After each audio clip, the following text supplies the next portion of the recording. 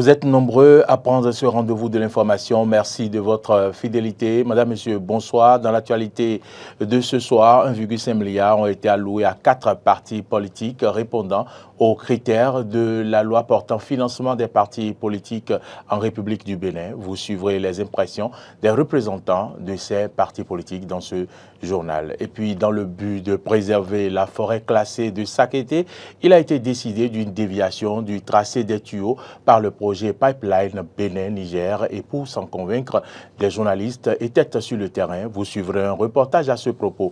Un hôtel hébergeant des travailleurs et personnes défavorisées a pris feu aujourd'hui dans la capitale néo-zélandaise, causant plusieurs morts. Voilà pour le sommaire. Vous gardez votre position pour le développement de cette édition.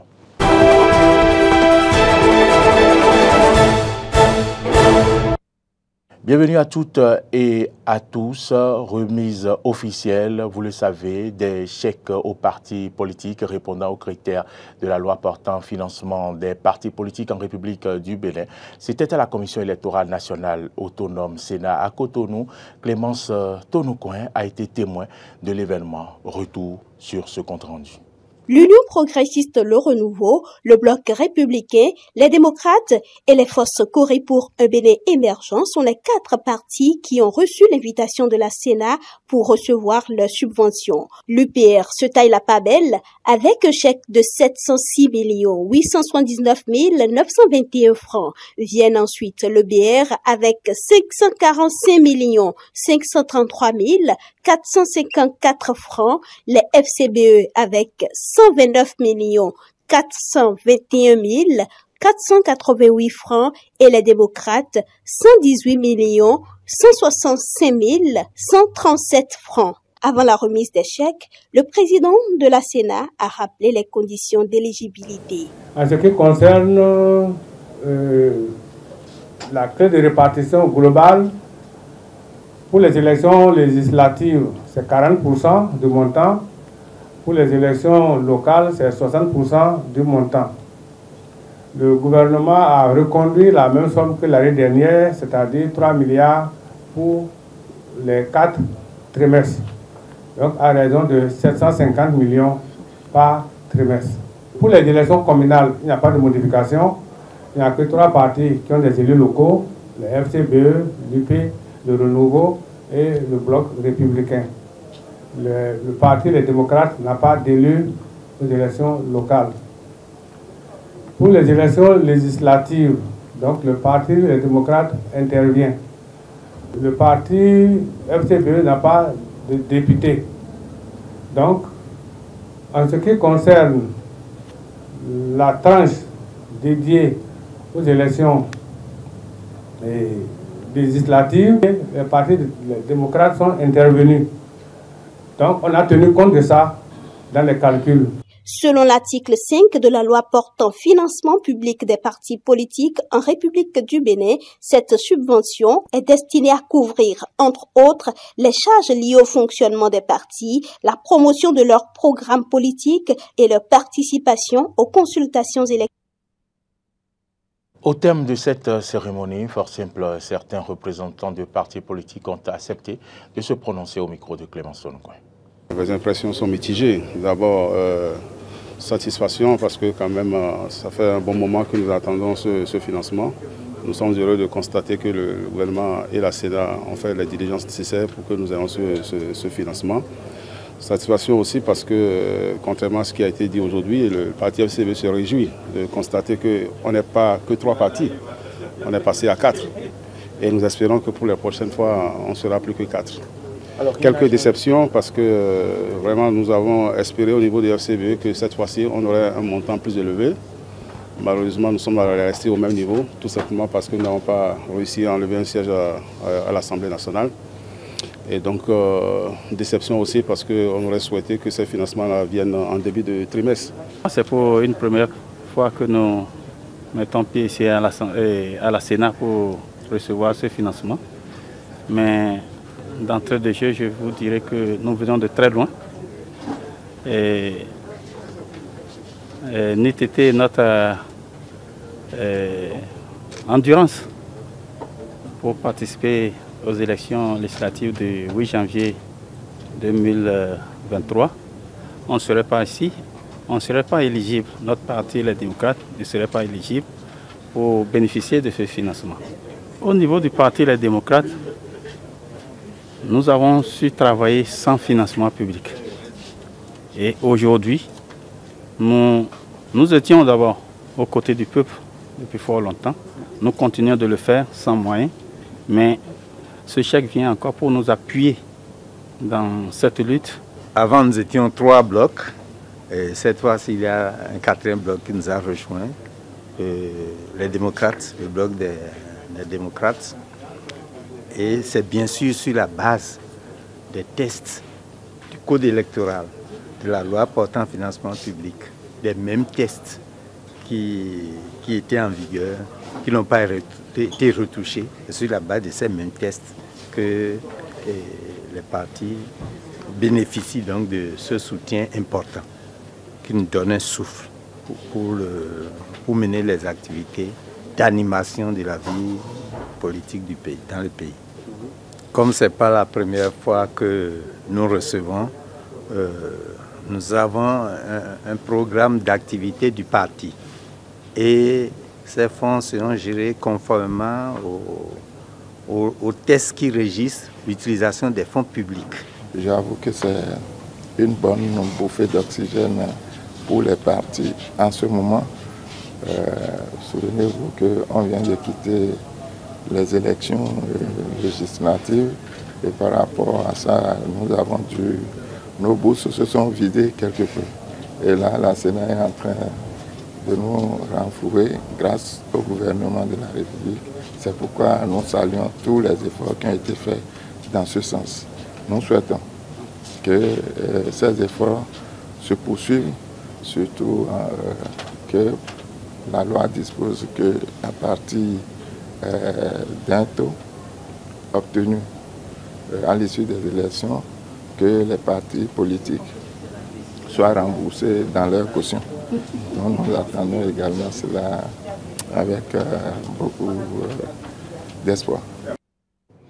Parlons maintenant du projet Pipeline Bénin-Niger qui vise la construction d'un système de transport par canalisation pour évacuer le pétrole brut produit au Niger vers le marché international via le territoire national. Dans le but de préserver la forêt classée de Sakété, il a été décidé d'une déviation du tracé des tuyaux, du tracé bien sûr des tuyaux par le projet.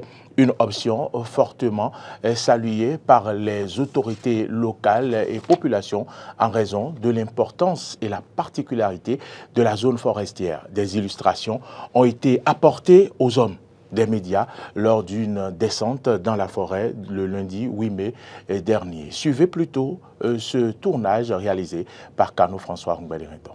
Après plusieurs démarches et réflexions, l'option du contournement de la forêt classée de Sakété dans le cadre de la mise en œuvre du projet Pipeline au Niger-Bénin a été adoptée.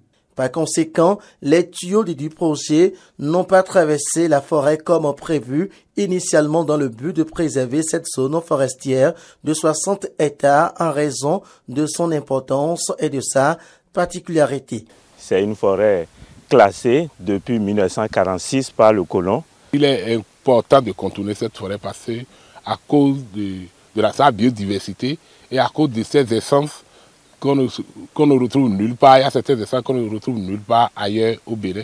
Et en dehors de ça, les essences, après le dénombrement, après le passage des universitaires pour l'inventaire, ils ont inventorié que dans cette forêt, malgré que c'est une forêt de petite taille, il y a beaucoup d'essences qui sont inscrites sur la liste rouge de INC. L'une des spécificités étonnantes de cette forêt, c'est à la fois une forêt marécageuse et une forêt dense semi-décidue. Donc les deux sont confinés dans ces 60 hectares que vous voyez de cette forêt. Donc c'est un refuge forestier qu'il faut à tout prix sauvegarder. D'une longueur totale de 1980 km, dont 675 km sur le territoire national, la section béninoise du pipeline formera, avec celle nigérienne, un système de pipeline intégré partant du Niger et traversant le territoire béninois jusqu'à la côte du Bénin dans la commune de Semekoudi qui sera utilisée pour le transport de pétrole brut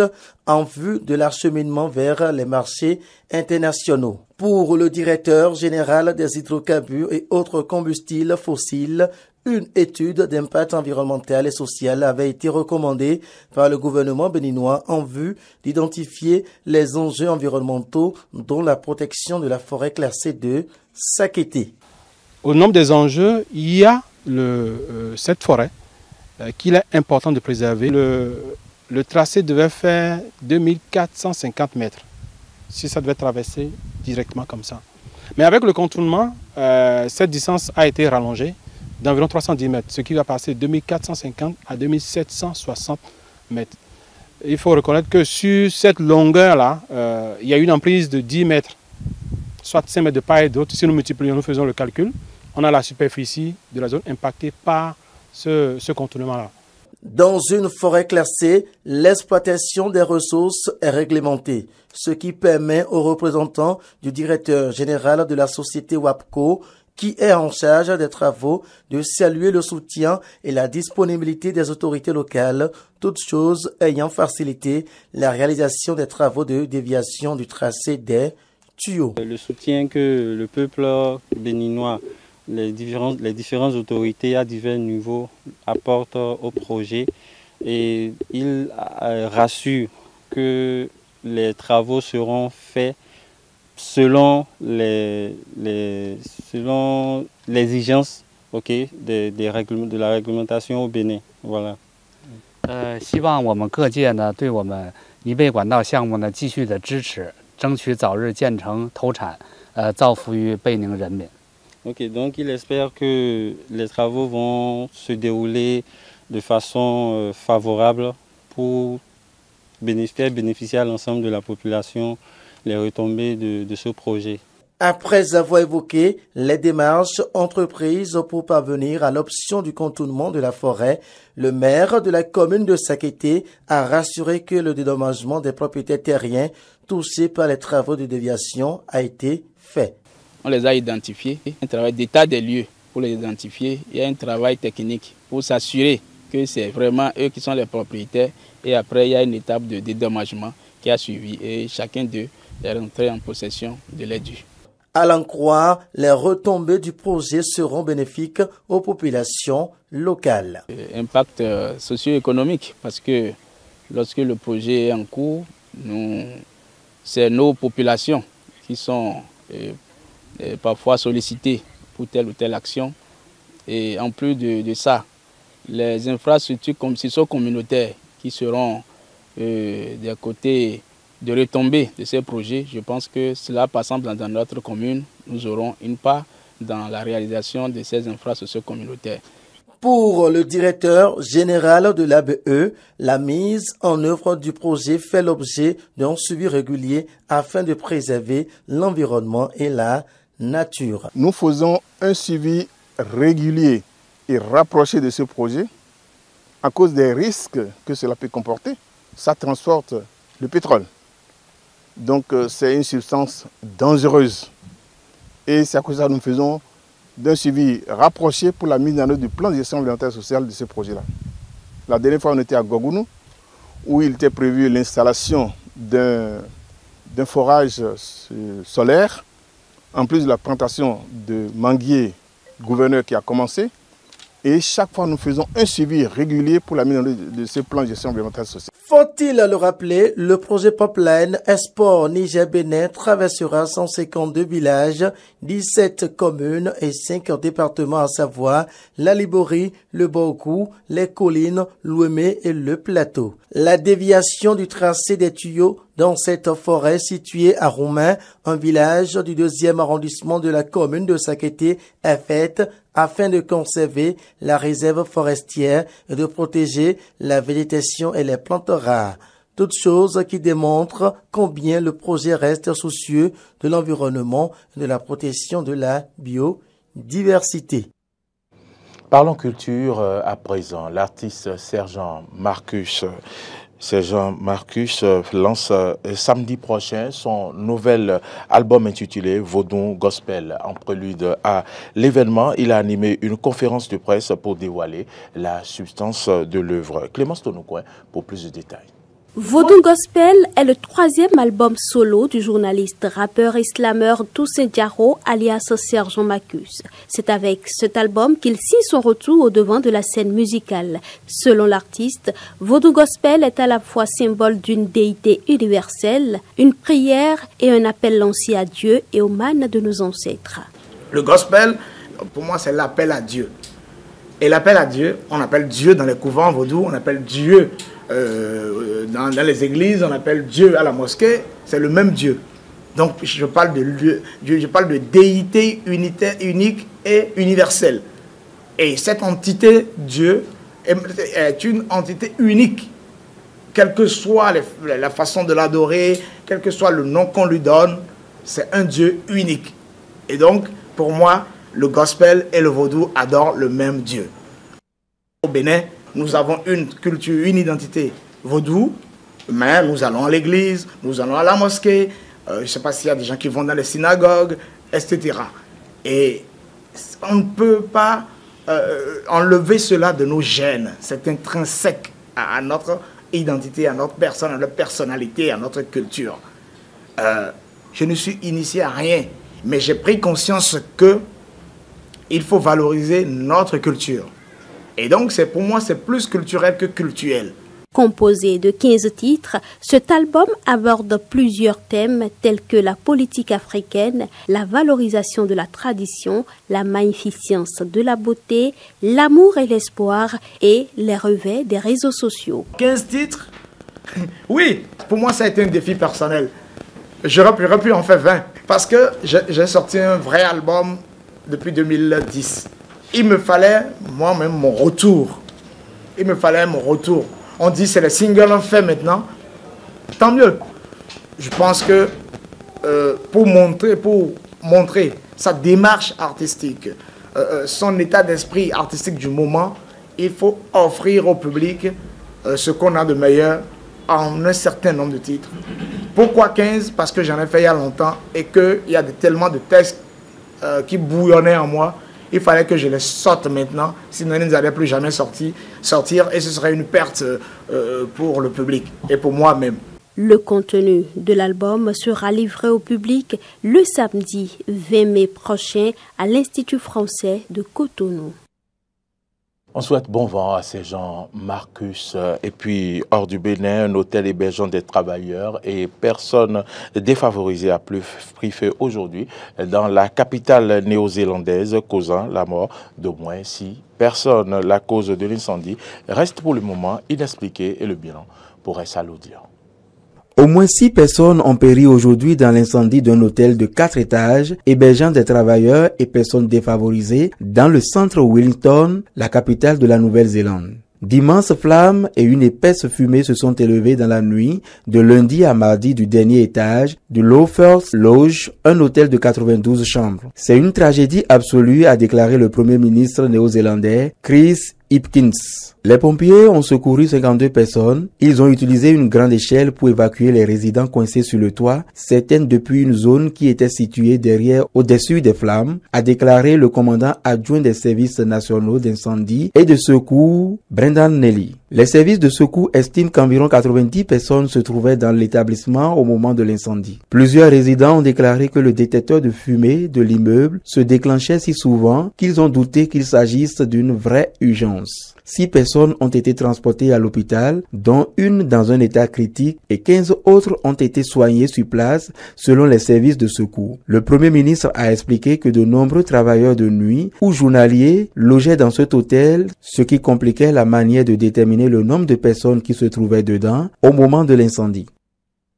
C'était un commentaire de Didier Guédou et c'est sur cela que s'achève cette édition que je vous remercie d'avoir suivi. Madame, Monsieur, vous le savez, l'information continue sur nos différentes plateformes YouTube, Facebook, Twitter et sur notre site internet www.belen-eden.tv. Mais vous pouvez également télécharger notre application sur Play Store ou App Store. C'est bien Eden TV Diaspora FM. Bonne suite de nos programmes. On se retrouve demain matin sur Matin d'Eden. Bonsoir. Merci.